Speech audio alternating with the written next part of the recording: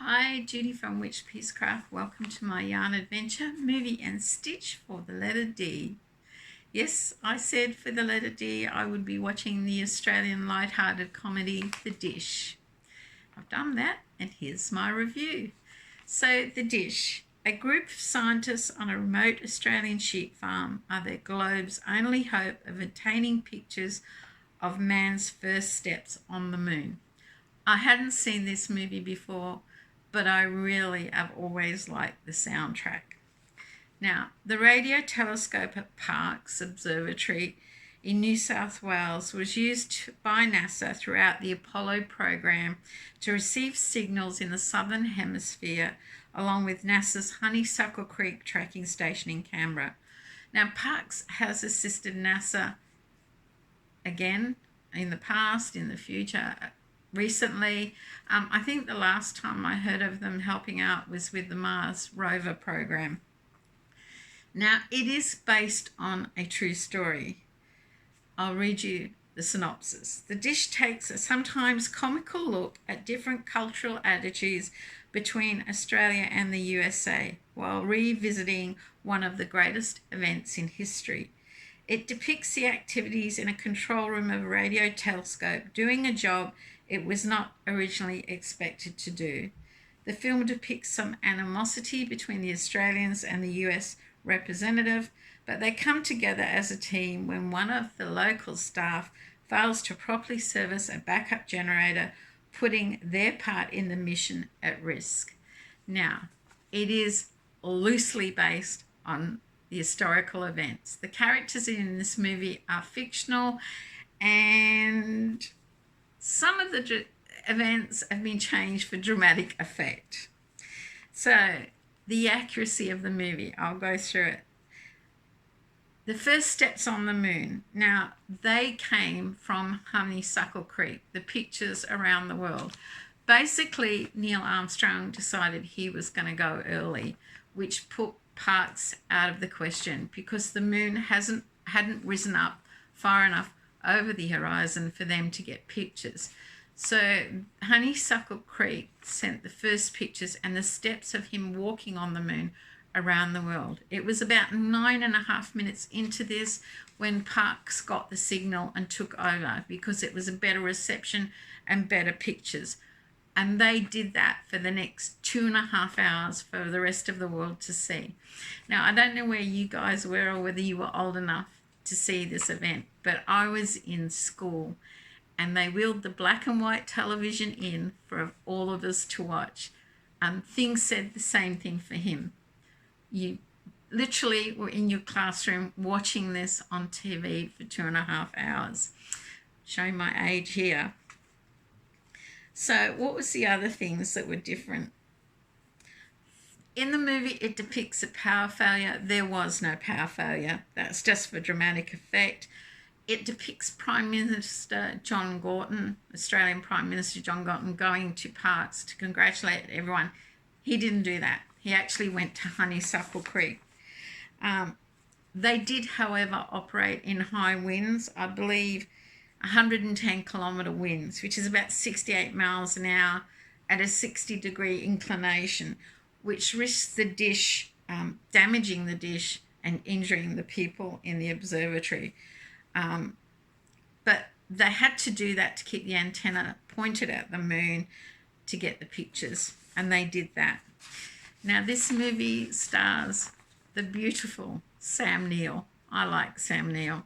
He was born in Ireland, moved to New Zealand as a child. He comes across the ditch and he's a prolific actor in Australia, so we claim him as our own. He starred in Jurassic Park, Hunt for Red October, and Bicentennial Man. Now, if you're following the movie and stitch reviews, Bicentennial Man was recently reviewed by Valerie's Cuddly Cat Crochet. I'll put a link in the description below so you can check that out. I like Bicentennial Man, even if it was a bit long.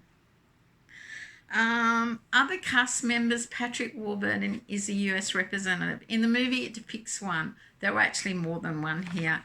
Now, Patrick Warburton is better known, probably by you guys, for being in Seinfeld as David Puddy, Lorraine's crazy boyfriend. Tom Long is in this picture. He's been in quite a few past Australian movies, even though he was actually born in Boston, USA. His career was plagued by illness. He had blood cancer, and he did actually pass away in 2019 from encephalitis, inflammation of the brain. The other guy in it, the smart mouth one, Kevin Harrington, he's an Australian actor come comedian who pops up quite a bit in movies, and he always plays that type of character. Smart ass, smart mouth, you know how they are. So, yeah, he's a bit of a cynic character. He does appear in the early TV soap Neighbours episode, which I believe is quite popular in the US. So for me, I like the soundtrack because the opening soundtrack is Russell Morris, The Real Thing, an Australian singer. The Real Thing is a song that I think goes for nearly 7 minutes, but I love this song. I like Russell Morris. Showing my age again. And it gets me in every time. There are other songs throughout. He does the Wings of an Eagle. Wings of an Eagle is another one of his songs that's in the soundtrack. And one other song is called Classical Gas. It's an instrumental that I've always really liked, but I can't think who it's by. Might be Mason Williams, I'm not sure. But I like that instrumental track, and that's in it. So I like this soundtrack, and I like this movie. It really is great. It's lighthearted, it's fun. It depicts some of the rural settings of Australia. Thing was watching it with me, picking out the old cars again, the architecture, although it wasn't filmed in parts. It was filmed in Forbes because they still have a lot of the old architecture and parts doesn't. The only issue I had with this movie is that they tend to do the stereotypical Australian who isn't well travelled. There's a joke about Pringles that just makes me want to cringe. I don't know why they went for that cheap laugh because it's not really like that. I really like this movie.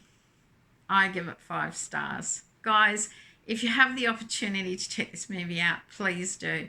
You will find it either on Google Play, iTunes, somewhere out there. The Dish. Please check this movie out. During the movie, I don't eat a lot of snacks when I watch a movie because I'm a big girl anyway, but I do tend to drink tea. So the tea I drank was licorice and mint. This tea is called Love. This was sent to me by Reggie at J Hook. Now, not a lot of people like licorice tea, but I do. This was lovely and delicious. Now, my project during the movie, the UFOs have landed.